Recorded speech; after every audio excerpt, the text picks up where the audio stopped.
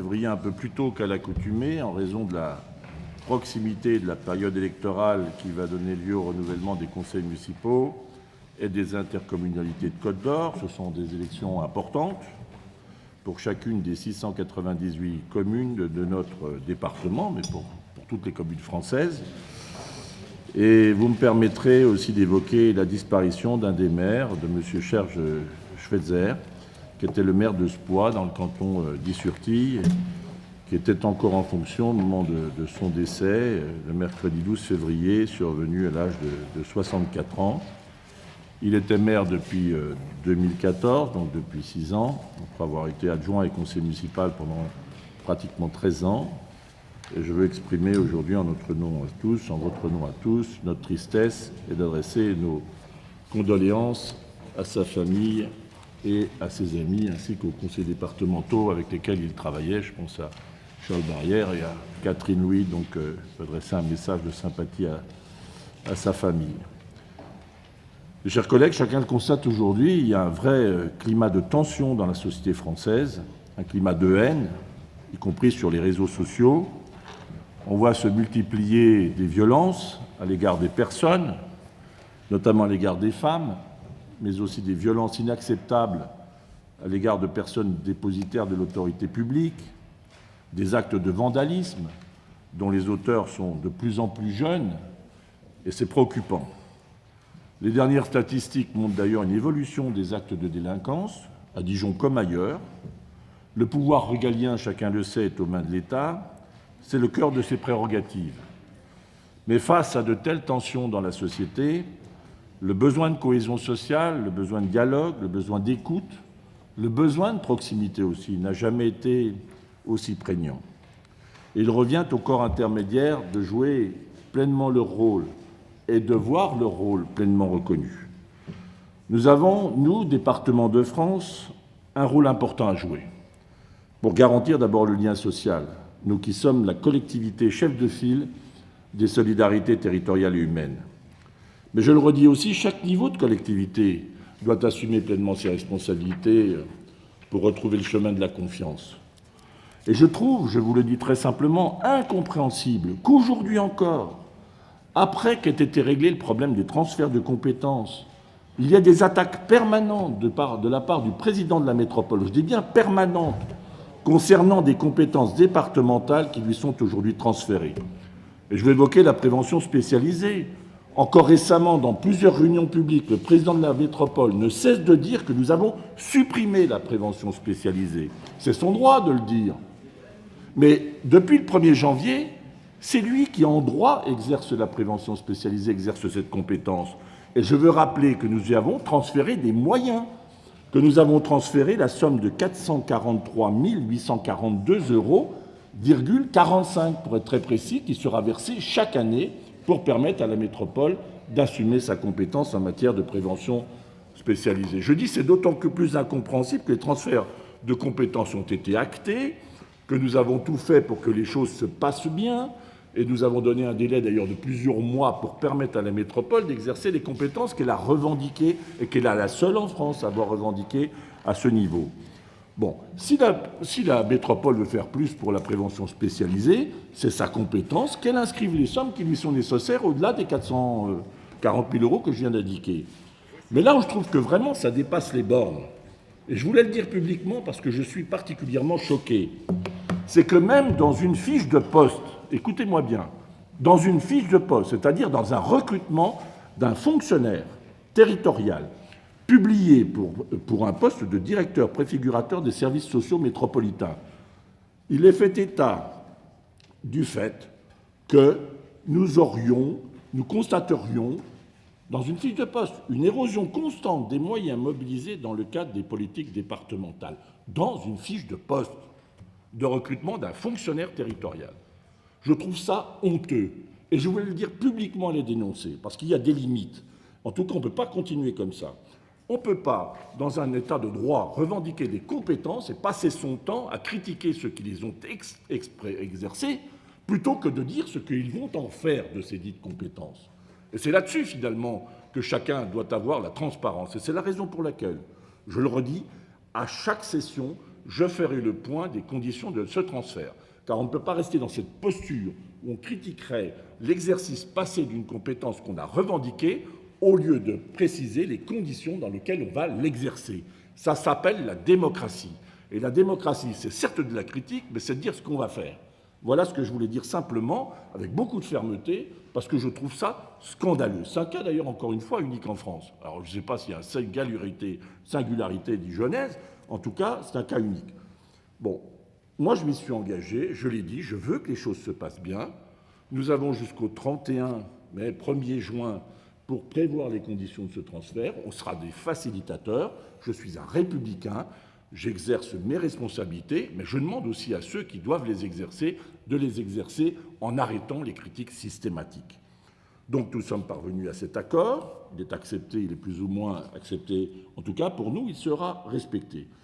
Et nous allons continuer à assumer les missions qui nous sont confiées, dans le respect, bien sûr, d'abord des textes, dans le respect, et je l'ai dit, je me souviens des propos tenus ici, disant « vous verrez, à la fin, ça démontrera que vous avez eu tort ». Ben, on n'a pas eu tort, c'est notre thèse de 10 ans que finalement, c'était des compétences qui devaient rester limitées et qui sont restées notamment dans le champ social pour nous permettre d'assumer nos propres compétences que nous continuerons d'assumer, et j'assumerai toutes les responsabilités qu'Allah me confie.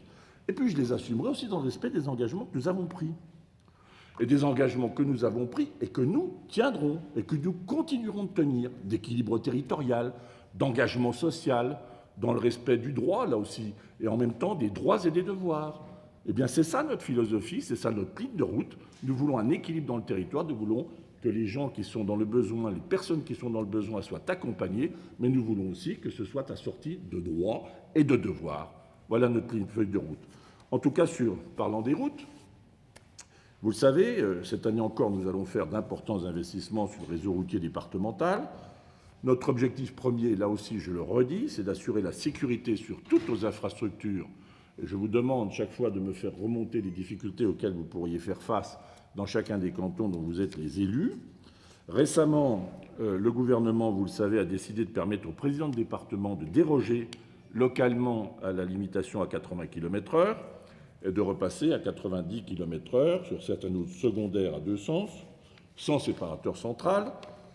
Mais je dois dire que les contraintes telles qu'elles nous ont été imposées par le gouvernement font qu'un certain nombre de mes collègues présidents de département ont renoncé à cette possibilité de repasser à 90 km/h, notamment après avoir pris connaissance des recommandations, je ne sais pas si c'est des critères, mais en tout cas des recommandations de la Commission nationale de la sécurité routière.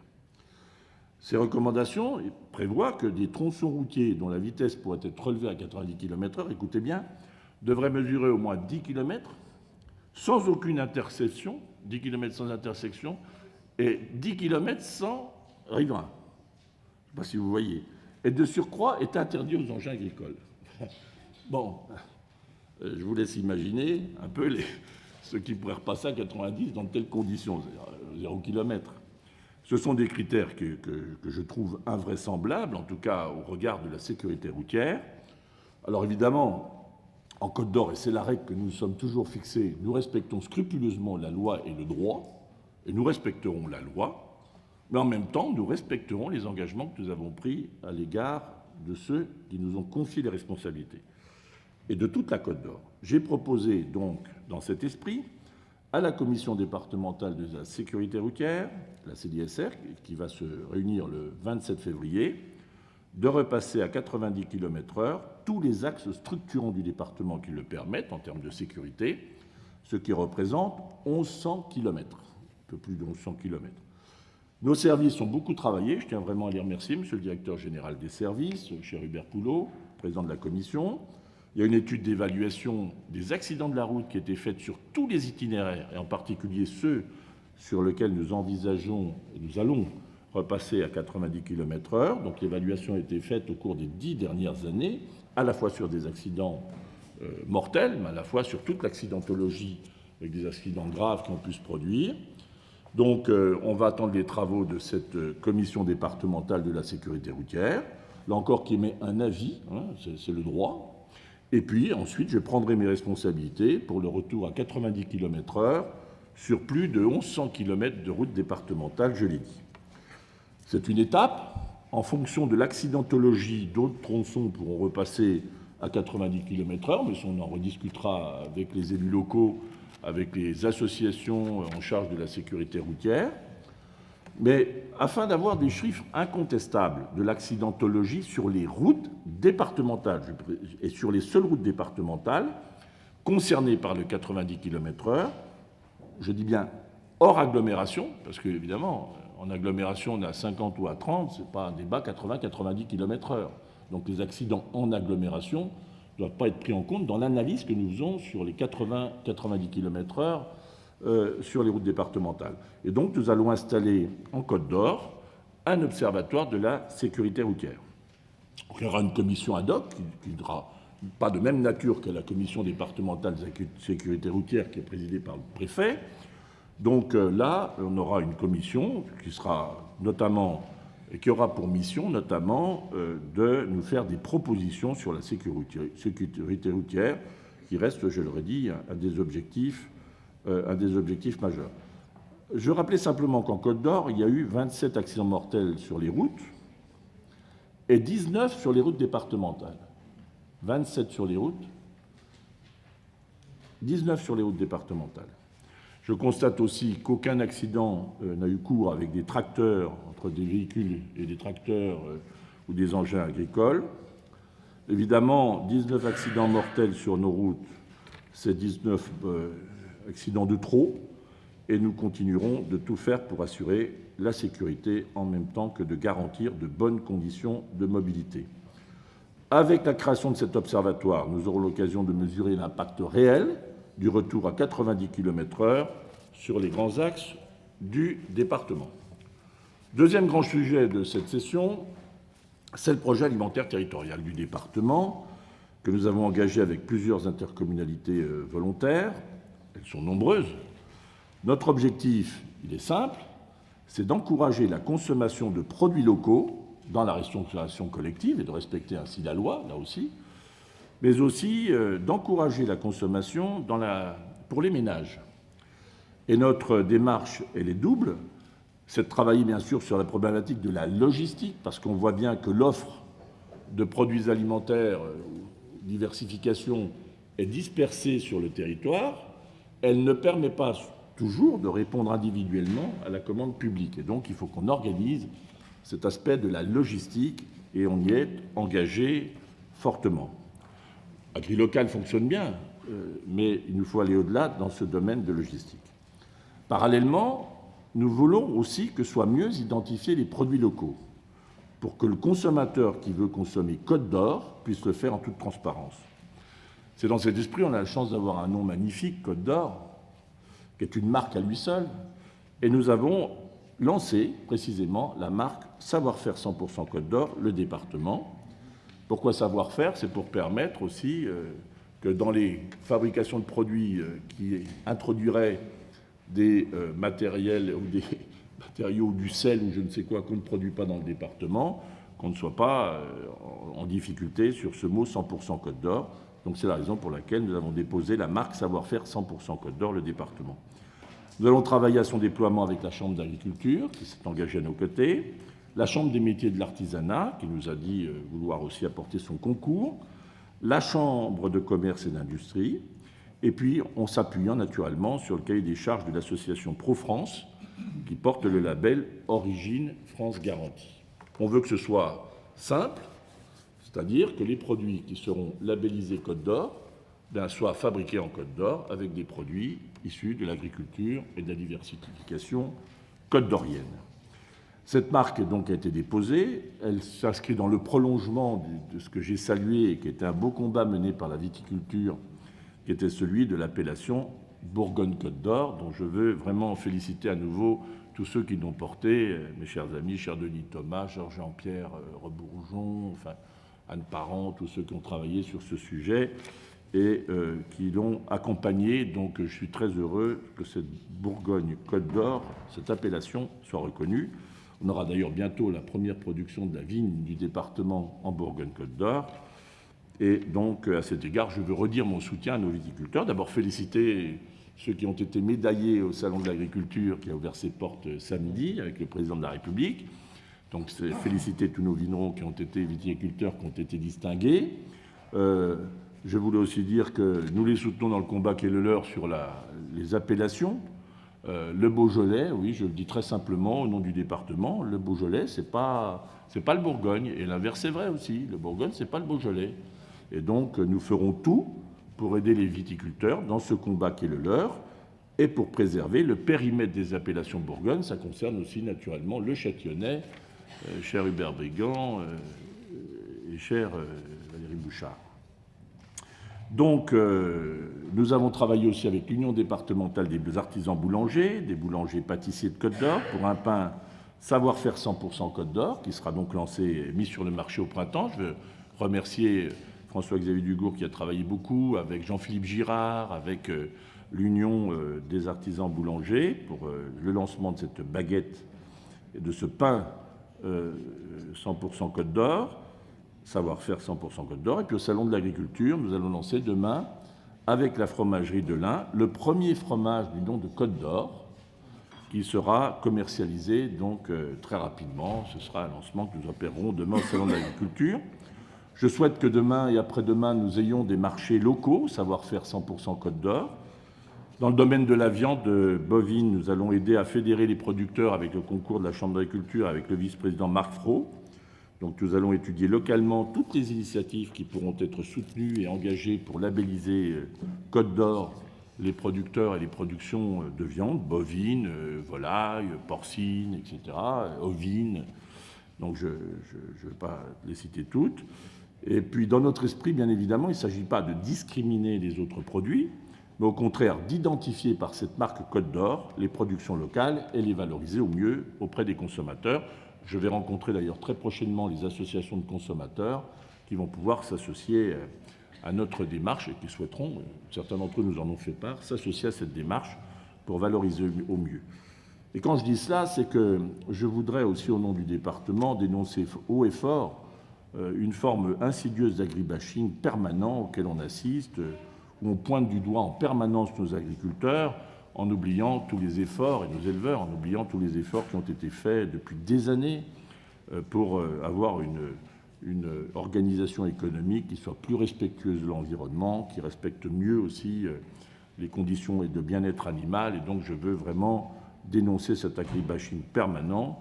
Toute la chaîne de l'alimentation en souffre. Elle souffre de cette image écornée par certains qui font preuve d'ailleurs d'une méconnaissance totale des métiers de l'agriculture. Moi, je veux leur dire un grand merci. Ils ont réalisé de grands changements dans leurs méthodes.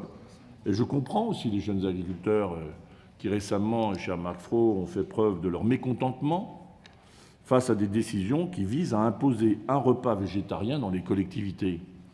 Nous, ce que nous voulons dans nos collèges, ce sont des repas équilibrés et sans exclusive. Je répète, des repas équilibrés et sans exclusive, avec des produits locaux et des produits bio.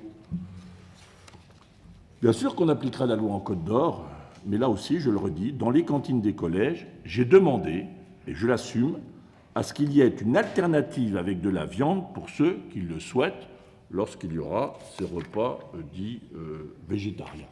Il y aura le choix.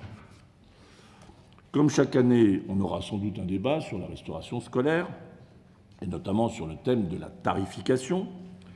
Nous avons fait le choix en Côte d'Or d'un tarif bas, 3,74 € pour le repas, au 1er septembre 2020, permettant de préserver le pouvoir d'achat des familles, et notamment des plus modestes, et je n'ai pas l'intention de revenir sur ce choix avec la majorité.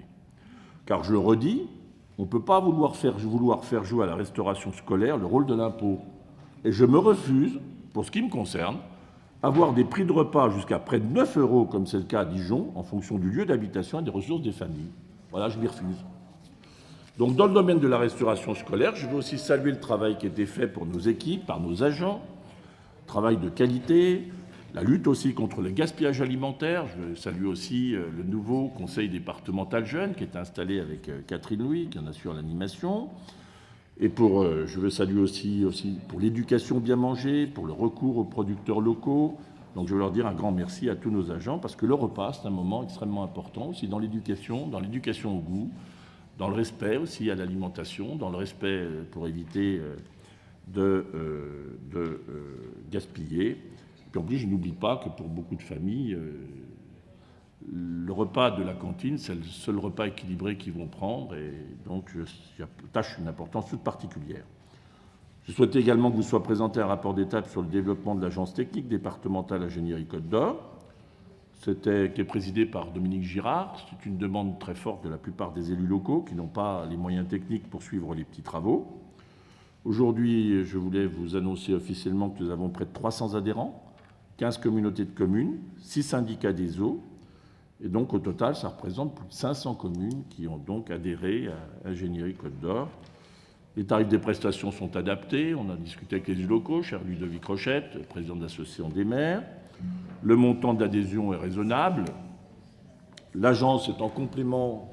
D'ailleurs, elle veille à ne pas être intrusive sur le champ de la concurrence, sur le champ concurrentiel, qui restera préservé naturellement, mais elle vise à répondre à une demande qui est exprimée par l'ensemble des maires. Et elle sera en complément évidemment avec la mission conseil-assistance, laquelle continuera d'offrir avec le CAUE, avec le CICECO, des prestations de soutien. Et je veux saluer là aussi le travail qui a été fait dans des conditions extrêmement rapides pour répondre aux communes demandeuses. D'ailleurs, les premières vont bientôt recevoir leur convention territoriale. Un mot des contrats territoriaux CAP 100% Côte d'Or. C'est un dispositif qui marche très bien. Au cours de cette session, nous avons de nouveaux contrats qui vous seront proposés, qui marquent notre engagement auprès des territoires, auprès des communautés de communes et auprès des communes. Nous allons signer avec la communauté de communes Rive-de-Saône, présidée par Jean-Luc Solaire, et puis l'autre avec la communauté de communes Nord-Jetty, que préside Ludovic Rochette. Ça porte à 48 le nombre de contrats, mes chers collègues. J'insiste sur ce point, 48. Et donc 34,2 millions d'euros. 34,2 millions d'euros de subventions départementales, 136 millions d'euros de travaux, 136 millions qui sont injectés dans l'économie locale, dans l'activité et dans l'emploi. Dans le domaine de logement, là aussi, les choses avancent et avancent bien. Je veux saluer le travail de François-Xavier Dugourc sur le rapprochement d'Orvitis avec Dole et Lyon, et puis demain, je l'espère, avec d'autres départements, d'autres singuliers qui nous sont proches. Je crois que les choses avancent très bien. Parallèlement, nous allons réviser conjointement le plan départemental de l'habitat, le PDH, et le plan départemental d'action pour le logement et l'hébergement des personnes défavorisées. Nous allons avoir un rapprochement des logiques entre nos dispositifs d'accompagnement des locataires et nos dispositifs d'accompagnement du logement. On va y gagner en efficience, mais aussi en équité, car l'objectif est de garantir à chacun des parcours résidentiels sur tout le territoire de la Côte d'Or. À cet égard, je vais vous proposer de créer de nouvelles aides départementales à destination du parc privé, en complément des aides de l'Agence nationale de l'amélioration de l'habitat. L'une à destination des collectivités territoriales qui s'engagent dans une opération programmée de l'habitat, et l'autre à destination des propriétaires occupants qui s'engagent dans des travaux lourds. Enfin, je veux terminer sur un sujet qui, vous le savez, nous tient à cœur parce qu'il est au cœur de nos missions. C'est l'application du pacte de solidarité, qui est la déclinaison de la stratégie nationale de lutte contre la pauvreté, qu'anime Emmanuel Coin. En 2019, toutes les actions retenues dans le cadre de ce pacte ont été mises en œuvre en 6 mois. Je veux en remercier tous nos services, particulièrement Mme Barbier, directrice générale adjointe, et toute son équipe. En 2020, la programmation prévoit 31 actions. Elles ont été validées par le comité de pilotage du 4 février dernier. Nous allons porter notre effort notamment sur le retour à l'emploi des personnes accompagnées, en particulier les bénéficiaires du revenu de solidarité active. Et ça, on l'a engagé avec les responsables professionnels, les grandes fédérations qui ont des besoins en termes d'emploi et pour lesquels nous devons jouer la passerelle et être la passerelle entre ceux qui sont les bénéficiaires du RSA et ceux qui cherchent des emplois. Les jeunes suivis, un effort tout particulier sera fait pour les jeunes suivis par le département. Je ne vais pas citer toutes les actions, sur toutes les actions retenues, mais insister sur un point, c'est l'accompagnement renforcé vers et dans le logement à disposition des jeunes. C'est expérimenté avec des jeunes qui sont suivis par des professionnels de département de l'Agence de solidarité de Côte d'Or de Genlis, mais aussi les mineurs non accompagnés qui sont devenus majeurs, et la CODEJ travaille sur cette mission en particulier. Voilà, ça c'est du concret. Et parmi les actions prévues en 2020 dans ce pacte, Il y a un sujet, moi, qui me tient beaucoup à cœur, c'est la mise en œuvre de la seconde phase de la stratégie départementale d'inclusion numérique. On va y débloquer 500 000 euros. Vous savez qu'on avait fait une étude, notamment Laurence Porte à Montbard, où nous avions accueilli le défenseur des droits sur ce sujet de l'inclusion numérique. Et cette enquête que nous avions engagée en Côte d'Or avait montré que ce n'est pas propre à notre département, et c'est d'ailleurs réparti entre villes et campagnes, ce n'est pas propre à la campagne ou à certains quartiers. 40% des personnes interrogées estiment ne pas être capables d'effectuer en autonomie des démarches en ligne. Donc vous voyez l'enjeu, et avec ce pacte de solidarité, nous allons concrètement continuer d'agir pour réduire le non-recours aux droits des usagers, en l'espèce en réduisant la fracture numérique. Voilà, l'idée que nous devons porter ensemble, c'est de tout faire pour que la dématérialisation des services et des démarches ne soit pas synonyme d'exclusion numérique, mais au contraire d'accès simplifié aux droits pour l'ensemble des usagers. Au total, ce sera donc pour le pacte 1,2 million d'euros en année pleine, toujours à parité entre l'État et le département, et je veux saluer le travail que nous avons eu localement, mais aussi avec le précédent délégué interministériel, qui est maintenant candidat à des élections, mais qui à l'époque était délégué interministériel, avec lequel nous avons eu un travail extrêmement constructif. L'inclusion numérique sera d'ailleurs, dans les mois qui viennent, je vous le dis, un élément au cœur de l'action du département, parce que je pense que c'est sans doute cette inclusion numérique l'un des défis les plus importants qui est encore devant nous à l'heure actuelle, maintenant que nous allons, d'ici un an ou deux, être parvenus au déploiement du très haut débit. Là aussi, j'entends beaucoup de choses, mais que tous ceux qui donnent les leçons sur le déploiement du très haut débit, je m'étonne qu'ils n'aient pas pris le manche pour faire mieux. En tout cas, nous l'avons pris, nous le tenons solidement, et le déploiement se poursuit à bon rythme. Là aussi, je veux remercier toutes nos équipes. Voilà, mes chers collègues, place au débat, et puis ensuite nous examinerons les différents rapports qui sont à notre ordre du jour.